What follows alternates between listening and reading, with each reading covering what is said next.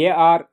அப்துல் லத்தீப் அவர்கள் எழுதிய வியாபாரத்தில் வெற்றி பெறுவது எப்படி என்ற புத்தகம் ஏ.ஆர்.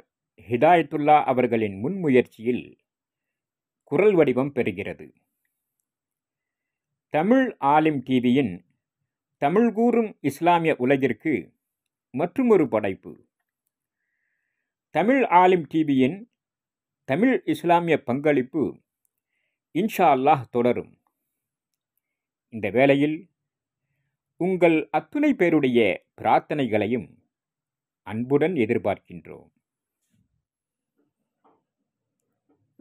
நேற்று தோற்றவர்களே இன்றைய வெற்றியாளர்கள். வியாபாரத்தில் வெற்றி வாகை சூடுவது எப்படி என்ற இப்புத்தகத்தின் இறுதி கட்டத்திற்கு வந்துவிட்டோம். இதுவரை வியாபாரத்தின் எல்லா வகை நுணுக்கங்கள், முறைகள், வழிகள், வெற்றிகள், தோல்விகள், எப்படி செய்வது, எப்படி செய்யக்கூடாது போன்ற பல விஷயங்களை பற்றி அலசினோம். இனி முடிவுரைக்கு வந்துவிட்ட நாம் ஒரு முக்கியமான தலைப்பின் கீழ் சில விஷயங்களை பார்த்து விடுவோம். வியாபாரமாக இருந்தாலும் எதுவாக இருந்தாலும் ஒருவர் நேரடியாக ஜெயித்து கொண்டே இருக்க இயலாது. அதுபோல் தோற்று கொண்டும் இருக்க முடியாது.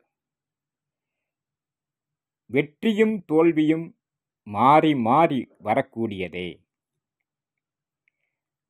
மற்றவர்களின் தோல்விகளை நாம் பாடமாக எடுத்துக்கொண்டால் நாம் தோல்வி அடைவதிலிருந்து தவிர்த்து கொள்ளலாம்.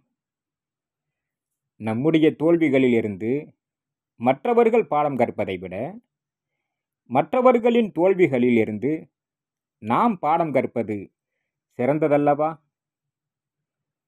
உலக அளவிலும் சரி, இந்திய துணைக்கண்டத்தில் உள்ள எந்த நாடாக இருந்தாலும் சரி, நீங்களே சிந்தனை செய்து பாருங்கள். இன்றுள்ள மிக வளர்ச்சி அடைந்து கொடிகட்டி பறக்கும் எந்த ஒரு நிறுவனமும் அதன் முதலாளியும் பல கட்ட தோல்விகள், அவமானங்கள், கடன்கள் என்று மிக கீழ்நிலைக்கு தள்ளப்பட்டே பிறகு மீண்டு இந்த நிலைக்கு வந்திருப்பார்கள். நீங்கள் உத்வேகம் பெற அவர்களது வரலாற்றை படித்து பாருங்கள். அது உங்களுக்கு உத்வேகம் தரும். மேலும் மேலும் முன்னேற வேண்டும் என்ற ஆவல் பிறக்கும். ஒரு முஸ்லிம் இறைவனின் இறுதி தூதராக வந்த நபிகள் நாயகம் ஸல்லல்லாஹு அலைஹி வஸல்லம் அவர்களை பின்பற்றுவது நம் இஸ்லாத்தின் அகீதாவாக இருக்கிறது. கண்டிப்பாக அவர்களை பின்பற்றியே ஆக வேண்டும். இறைவன் தன் திருமறையில் நபிகள் நாயகம் ஸல்லல்லாஹு அலைஹி வஸல்லம் அவர்கள் ஒரு அழகிய முன்மாதிரி என்று சொல்கின்றான். அந்த நபி ஸல்லல்லாஹு அலைஹி வஸல்லம் அவர்களை நாம் அனைத்திலும் முன்மாதிரியாக எடுத்துக்கொள்ள வேண்டும். அவர்கள் தன் தாய் வயிற்றில் இருக்கும்போது தங்கள் தந்தையை இழந்து விட்டார்கள். குழந்தை பருவத்தில் தாயை இழந்து விட்டார்கள். இள வயதில் வியாபாரம் செய்கிறார்கள். ஆடுகள் மேய்த்திருக்கிறார்கள். சிரியா சென்று வணிகம் செய்திருக்கிறார்கள். அவர்களுக்கு முன்னே இருந்த எல்லா வகை சூழ்நிலைகளும் அவர்களுக்கு எதிரானதாக இருந்தாலும் தங்களுடைய நேர்மையான வியாபாரம், ஒழுக்கமான நடத்தை போன்றவைகளால் மிக உயர்ந்த சிறந்த பெண்மணியாக இருந்த ஹதீஜா ரலியல்லாஹு அன்ஹா அவர்கள் விரும்பி தன் கணவராக ஏற்றுக்கொண்டார்கள்.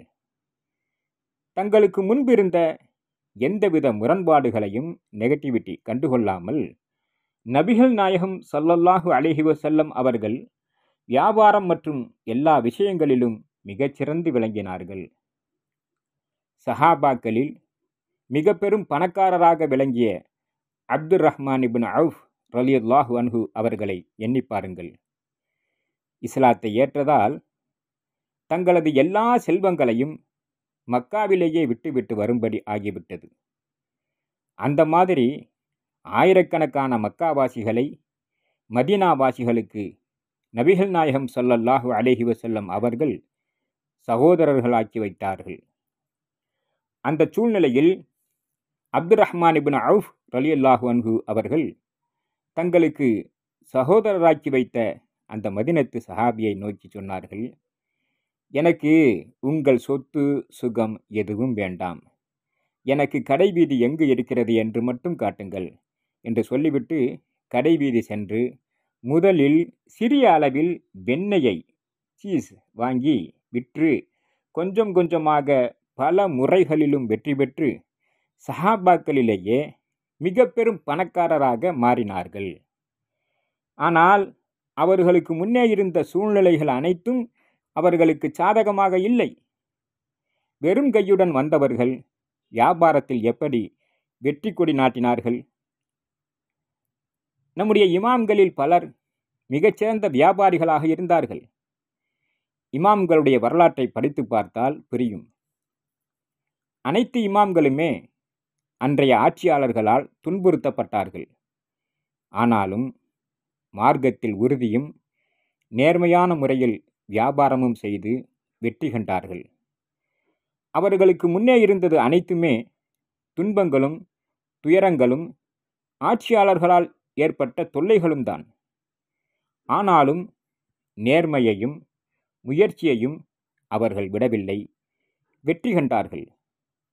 இதையெல்லாம் மனதில் வைத்து உழைத்து வெற்றி பெறுங்கள். வியாபாரம் பொருளாதாரம் குறித்த இஸ்லாமிய கண்ணோட்டம். தொழுகை முடிக்கப்பட்டதும் பூமியில் அலைந்து அல்லாஹ்வின் அருளை தேடுங்கள். அல்லாஹ்வை அதிகம் நினையுங்கள், நீங்கள் வெற்றி பெறுவீர்கள். திருக்குரான் 62:10. இறைவா, நல்வழியையும் இறையச்சத்தையும் சுய கட்டுப்பாட்டையும் பொருளாதார தன்னிறைவையும் உன்னிடம் வேண்டுகிறேன் என்று நபிகள் நாயகம் ஸல்லல்லாஹு அலைஹி வஸல்லம் அவர்கள் பிரார்த்தனை செய்து வந்தார்கள். நூல் முஸ்லிம் 70,079.